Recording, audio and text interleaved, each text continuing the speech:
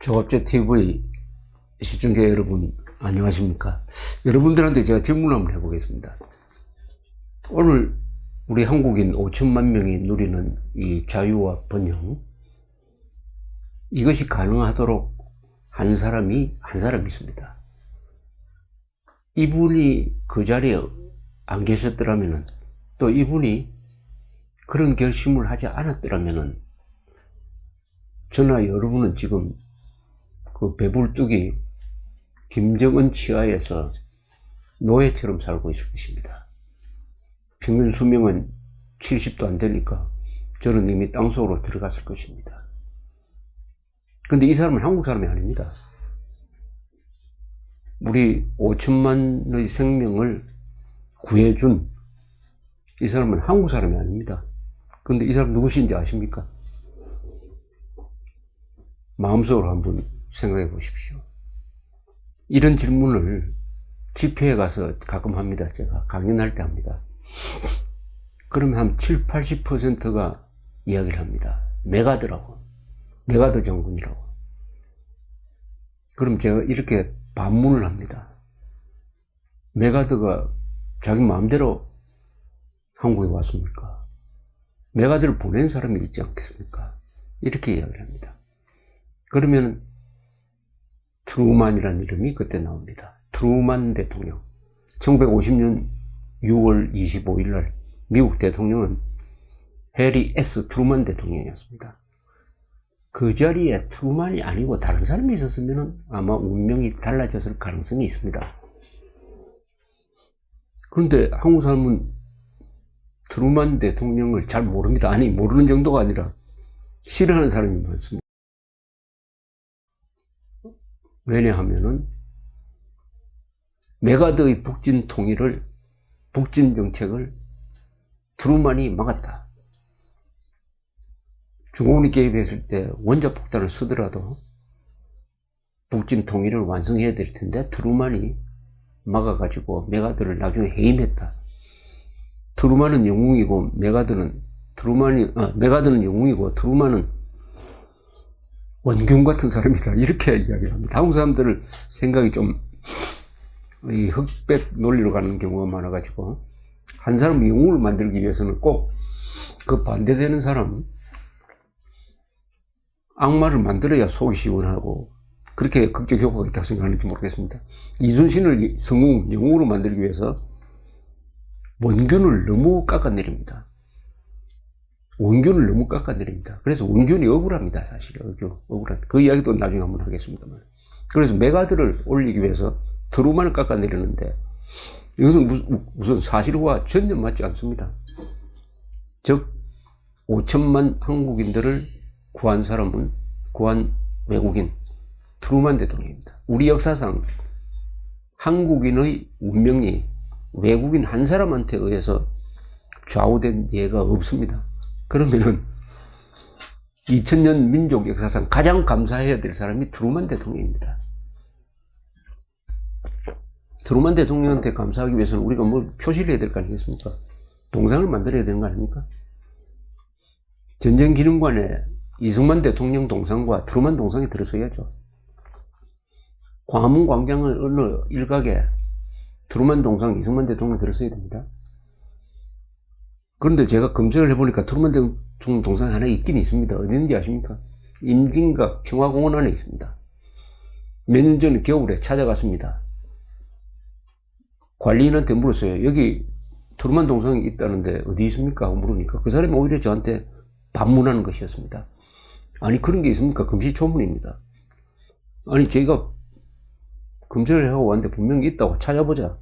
찾아보니까 큰 나무에 가려져서 한 구석에 트루만 동상이 있었습니다.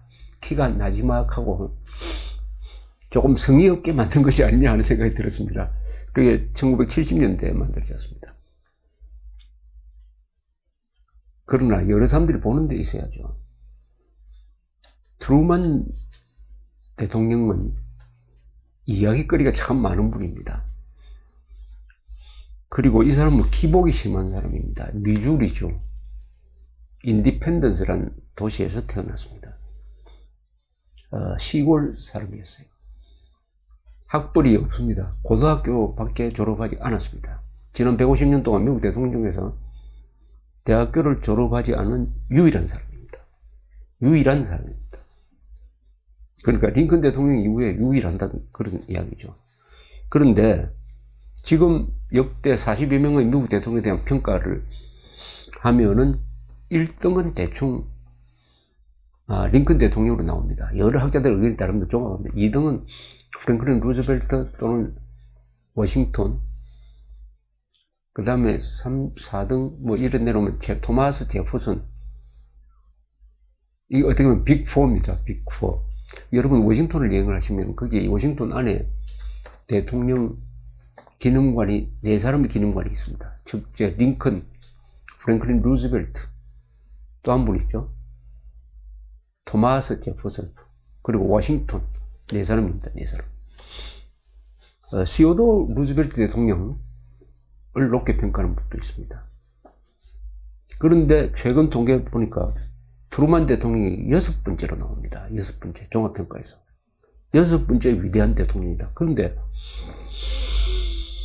이분이 퇴임할 때 1953년 초에 아이젠하워 대통령한테 넘겨주고 공화당으로 정권이 바뀌었습니다. 넘겨주고 퇴임할 땐 이 사람 지지율이 20% 정도밖에 안 됐습니다.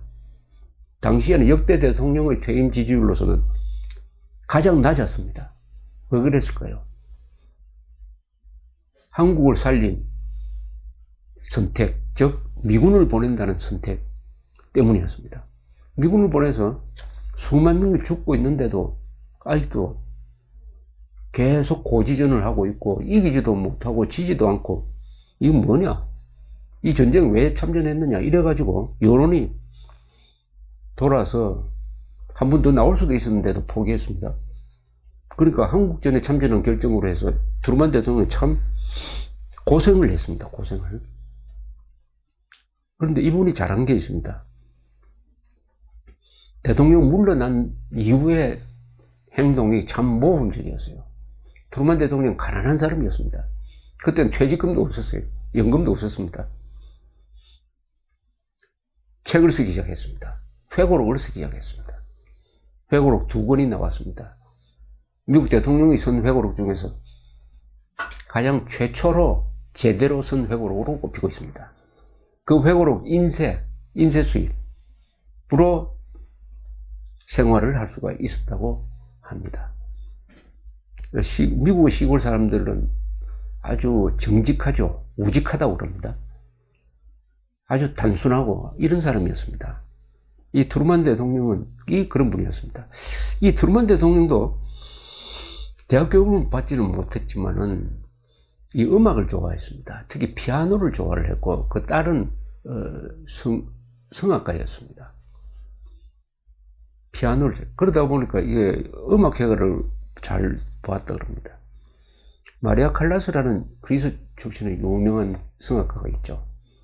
오나시스라는 선박 왕의 부인이었기도 합니다. 부인?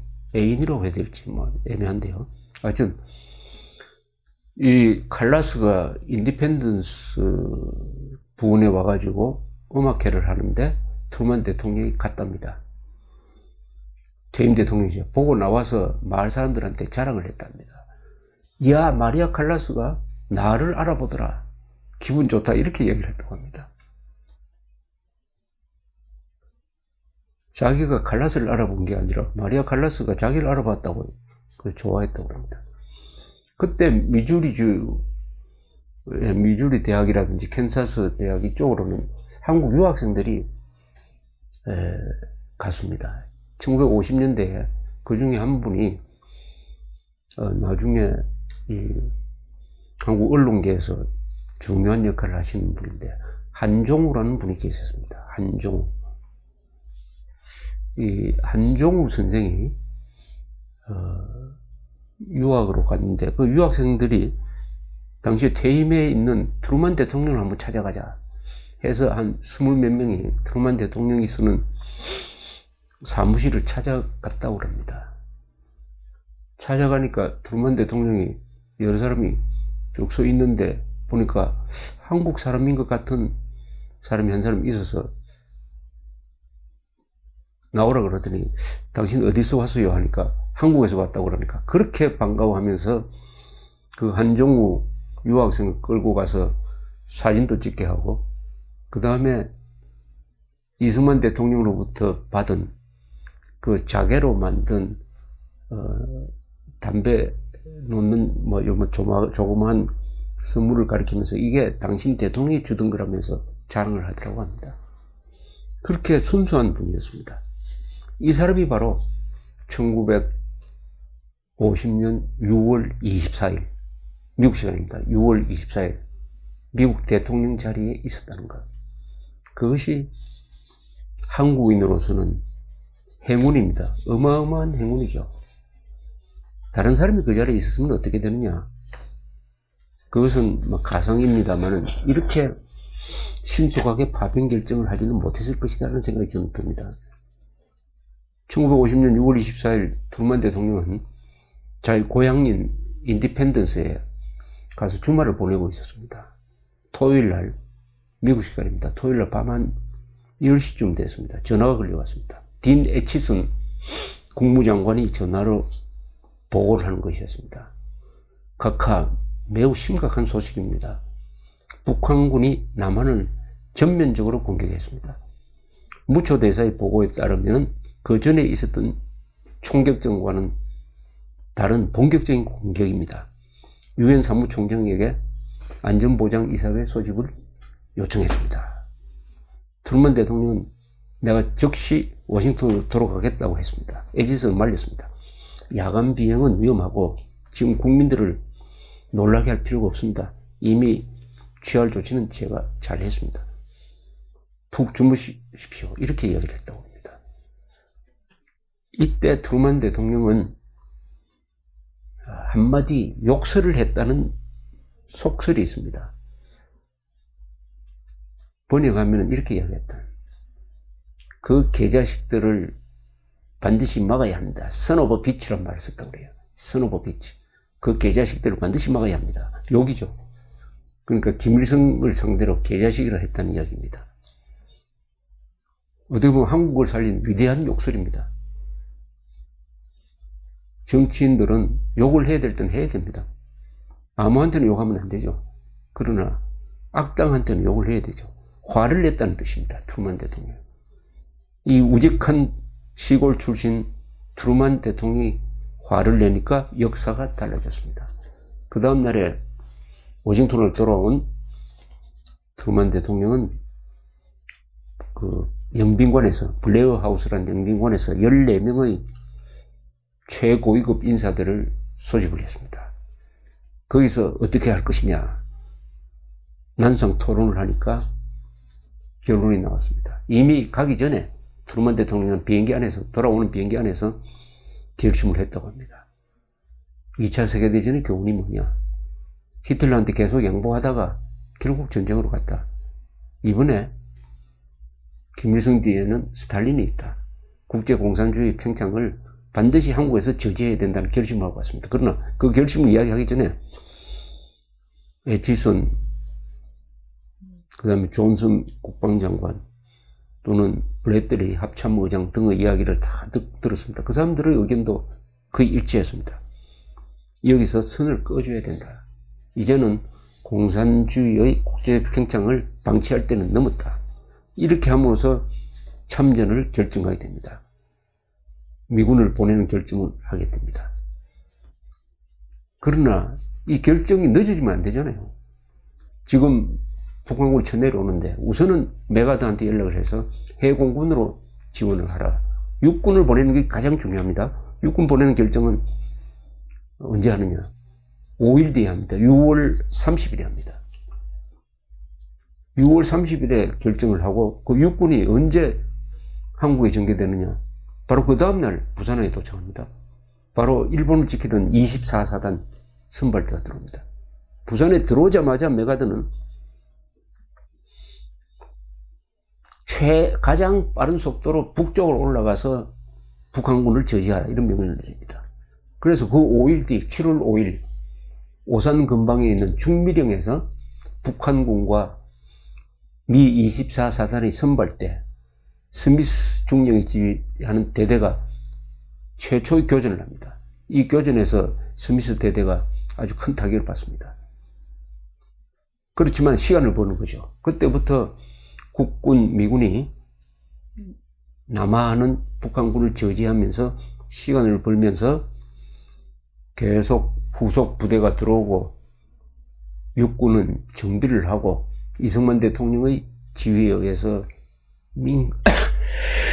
민간인들도 참전하고 더구나 소년병까지 들어가고 소년병 참전자가 몇만 명이 됩니다. 학도군까지 다 포함해서 소년병. 그 중에 2,400명이 전사를 했습니다. 소년병. 그러니까 거국 일치의 저항태세를 정비할 수 있는 시간을 보는 것이죠. 그러나 계속 밀리다가 7월 19일, 20일에는 대전을 잃고 드디어 낙동강까지 와서 8월부터는 본격적인 낙동강 방어전이 시작됩니다. 그러나 이것이 가능하도록 한 것은 트루만 대통령이 빨리 참전을 결정한 겁니다. 그걸 뭐 절차를 다 밟고 우리 지금 사드 배치하는데 몇 년 걸리지 않습니까? 이 사드. 그러나 트루만 대통령은 결국 나중에는 한 40만 명의 미군이 오게 됩니다만 연인원으로는 180만 명입니다. 그 젊은 사람들을 보내서 한국에서 죽도록 만드는 이 결정을 빨리 했다는 겁니다. 트루만은 5일 만에 사드 배치가 아니라 파병 결정을 하는데 우리 정부는 몇 년이 걸린다. 사드 배치 몇 년 걸린다. 이게 미국에 대한 배은망덕 아닙니까? 아니, 사드는 우선 주한미군을 보호하는 겁니다. 주한미군을 보호하려는 사드 배치에 대해서 우리가 이런 이유 저리 되면서 방해를 한다면 주한미군 철수 이야기가 나올 수밖에 없죠. 주한미군의 그 부모들은 이렇게 생각 안 하겠습니까? 핵폭탄 맞을지도 모르는 우리 아들을 보호하기 위해서 우리 돈으로 사드를 배치하려고 하는데 한국 정부가 막는다. 그러면은 위험해서 안 되겠다. 철수하라는 여론이 미국에서 반드시 일어날 겁니다. 미국은 여론 정치를 한 나라입니다. 여론이 바뀌면 주한미군 철수도 가능합니다. 이렇게 해서 트루만 대통령이 한국을 살렸습니다. 트루만 대통령은 한국을 2번 살렸습니다. 여기에 메가드가 등장합니다. 1950년 9월 15일 메가드가 지휘하는 약 7만 명의 한미군이 인천에 성공적으로 상륙을 합니다. 그 약 보름 뒤에 서울을 수복합니다. 그리고 즉시 북진을 개시합니다. 이때 메가드는 영웅이 됐습니다. 많은 사람들이 반대하던 인천 상륙작전에 성공했다. 그래서 그 당시에 메가드는 미국 군인들 중에서 가장 고참이었습니다. 원수였어요. 그 권위가 하늘을 찌를 듯 했습니다. 그래서 메가드가 지휘하는 유엔군이 북진을 개시하니까 중국이 경고를 합니다. 우리도 개입한다. 한국군이 북진하는 것은 괜찮지만 미군이 같이 올라오면 반드시 우리가 개입한다는 경고를 메가드를 무시했습니다. 트루만 대통령은 불안하게 생각했어요. 그래서 메가드와 만나자고 했습니다. 워싱턴으로 오라고 하니까 메가드는 나는 전쟁 지도에 바쁘니까 현지를 떠날 수 없다. 그러면 트루만 대통령이 내가 가겠다 해서 태평양상의 웨이크섬에서 10월 15일 날 만납니다. 그 자리에서 트루만 대통령이 중국군의 개입 가능성이 있느냐고 물으니까 메가드는 시기를 놓쳤다. 없다. 설사 개입하더라도 우리의 공군력으로 괴멸시키겠다고 장담을 하면서 12월에 크리스마스는 미군 장병들이 고향에서 보내게 될 것이다. 이렇게 장담을 합니다. 그러나 바로 그 며칠 뒤에 중공군이 30만 명을 압록강을 건너서 투입을 합니다. 산속에 딱 숨어서 기다리다가 10월 말에 유엔군이 공격하니까 좀 약하다고 본 한국군을 골라서 쳤습니다. 그리고 뒤로 싹 빠져버렸습니다. 메가드는 개입한 병력이 3만 명밖에 안 된다고 축소 보고를 합니다. 사실은 그 10배가 개입해 산소에 숨어 있었어요. 30만 명이 들어온 것을 3만 밖에 들어오지 않았다고. 또 오판을 하고 나서 한 달 뒤 11월 하순에 또 총공세를 핍니다. 이때 숨어있던 중공군이 다 반격으로 전환을 해서 유엔군을 고립시키고 하니까 흥남 철수작전이 일어나고 평양에서는 평양도 그냥 포기하면서 남쪽으로 후퇴를 하고 여기에 자유를 맛본 북한 동포들이 같이 남하를 해서 이산가족 문제가 그때 생기는 것이죠. 그러니까 메가드가 오판을 했습니다. 그러나 트루먼 대통령은 메가드의 오판을 질책하지 않았습니다. 뭐 군인은 그럴 수도 있다. 어쨌든 메가드를 도와서 이 난국을 수습하려고 하는데 메가드는 확전을 원했습니다. 이때 만주를 공격을 해야 된다. 중국의 해안 봉쇄를 해야 된다. 이왕지사 중국을 수복하자. 공산화된 중국을 회복하자. 이런 요구를 하면서 군대를 더 보내달라. 중국을 공격하자. 장에서 군대를 투입하자. 이런 요구를 하니까 트루먼 대통령은 도저히 그걸 받아들일 수가 없었습니다. 그런 병력이 남아있지도 않았습니다. 그때 미국 병력은 130만 밖에 되지 않았습니다. 또 영국은 이왕 이래 되니까 한국을 포기하자라고 합니다. 한국을 포기하고 중국하고 다시 협상을 한번 해보자. 이렇게 나오니까 트루먼 대통령이 아주 곤혹스러운 위치에 처해 있었습니다. 그때 애틀리 영국 수상이 달려와서 한국을 포기하자고 하니까 트루먼 대통령이 이렇게 이야기합니다. 미국은 친구가 어려운 처지를 만났을 때 포기하는 나라가 아닙니다. 우리가 포기하면 우리를 믿고 살았던 한국 사람 다 죽습니다. 이렇게 하면서 한국을 지키자는 결심을 또 한 번 더 합니다. 메가드는 만약 중국 본토 공격을 못하겠다면 한국을 더 이상 지킬 수 없으니까 일본으로 철수하고 일본만 지키자 이런 이야기도 합니다. 그것도 트루먼 대통령이 못하게 합니다. 이렇게 함으로써 트루먼 대통령은 메가드가 실수한 것을 커버하면서 한국을 두 번째 살리는 것입니다. 그때 우리의 구세주로 등장한 사람이 바로 리츠웨이 장군이죠. 워커 중장이 사고사로 죽고 난 다음에 등장한 리츠웨이 장군이 반격에 성공해서 잃었던 서울을 다시 찾는 것은 1951년 3월입니다. 그 뒤부터는 공산군과 유엔군이 휴전 협상으로 들어가서 그 2년 동안 휴전선을 지금 휴전선 근방에서 고지전을 하면서 1차 세계대전 때의 참호전을 방북해 하는 아주 참혹한 전쟁을 하게 됩니다. 이렇게 해서 1953년에 휴전이 되는 거죠. 이런 일을 한 사람이 트루먼 대통령입니다. 한국을 두 번 도운 사람. 두 번 도운 그 정치적 부담으로 해서 본인은 출마도 포기하고 인기 없는 대통령으로 낙향을 해서 그러나 회고록을 썼다는 것이 잘한 겁니다. 역사는 기록을 남기는 사람이 이깁니다. 메가드도 회고록을 썼습니다. 그러나 지금은 메가드의 회고록보다는 트루먼의 회고록을 훨씬 더 높게 평가하고 트루먼의 회고록을 더 신빙성 있게 보는 것입니다. 회고록 전쟁에서 트루먼이 이겼습니다. 그러다가 냉전이 서방세계의 승리로 끝나니까 이제는 트루먼을 보는 시각이 달라지게 됐습니다. 그래서 역대 대통령 중에서 가장 인기 없던 사람이 지금은 40몇 명 중에서 위대한 대통령, 6번째 가는 대통령으로 높게 평가된 것은 바로 가장 큰 것이 한국전에 미군을 파병을 해가지고 공산주의자의 확장을 막고 그 사이에 군비를 증강을 하고 또 일본은 한국 전쟁의 후방기지 역할을 해가 군수문자를 만들어서 파는 과정에서 경제가 부흥이 되고 독일은 재무장을 하게 되고 나토는 느슨한 협의체에서 강력한 군사동맹체로 바뀌고 그리고 대만까지 살려주고 이렇게 함으로써 서방세계가 소련을 상대로 본격적인 군비 경쟁을 하게 되는 시초가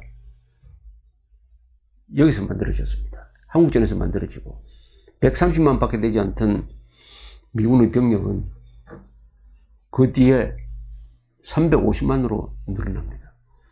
이러니까 결국은 이 경쟁에서 소련의 경제가 무너져서 1980년대에 말에 소련과 동구 공산군이 붕괴하게 되는 것입니다. 그것이 바로 한국전에서 한국군, 이승만, 미군, 유엔군이 트루만 이런 분들이 자유를 지킨다는 이 생각 하나로 뭉쳐서 지켜낸 데서 생각이 됐다. 그래서 한국전은 승리한 전쟁이다. 한국전이 승리했으면 한국전을 지도한 트루만 대통령과 이승만 대통령은 위대한 대통령이 되어야죠. 이미 트루만 대통령은 위대한 대통령이 되었습니다.